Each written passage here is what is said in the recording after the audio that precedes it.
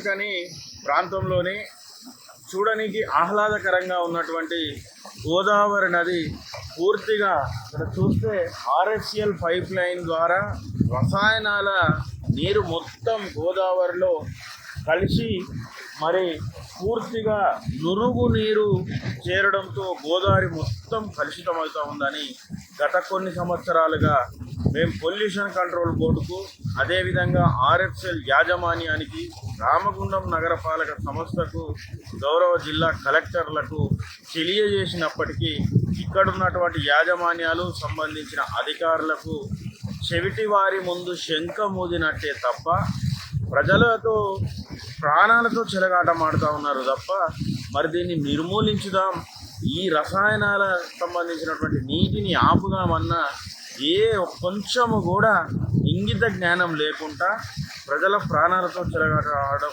నిజంగా సిగ్గుచేటు.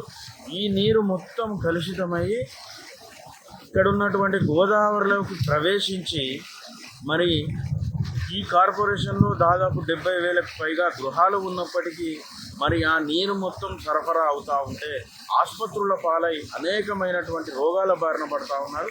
రేపు 2 నెలలలో మరి సమ్మక్క సారలమ్మ జాతర ఉంది. మినీ మేడారంగా పిలిచే అటువంటి గోదావరికరిలో మరి సమ్మక్క సారలమ్మ జాతరకు లక్షలాది మంది భక్తులు ఇతర జిల్లాలు ఇతర రాష్ట్రాల నుంచి చేరుకుంటూ ఉన్నారు.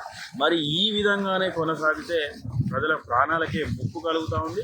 ముఖ్యంగా పొల్యూషన్ కంట్రోల్ బోర్డు అధికారులు మాత్రం మాత్రం కూడా స్థానికంగా ఉన్నటువంటి ప్రాంతీయ కార్యాలయం పొల్యూషన్ కంట్రోల్ బోర్డు పట్టించుకోకపోవడం నిజంగా విడ్డూరంగా ఉన్నది. గతంలో Telangana state pollution control board కార్యాలయం సంబంధించినటువంటి అధికార యంత్రాంగానికి మేము విన్నవిస్తే వారు స్వయంగా ఇక్కడికి వచ్చి ఆర్ఎఫ్సిఎల్ యాజమాన్యానికి సంవత్సరం గడువు ఇచ్చి మరి సంవత్సరం లోపు తీయకపోతే మరి పెద్ద ఎత్తున మీపై చర్యలు తీసుకుంటారని చెప్పి సంవత్సర కాలం దాటినా కానీ యథావిధిగా యథేచ్ఛగా మరి రసాయనాల నీరు కరవడం ఎంతవరకు సమంజసము?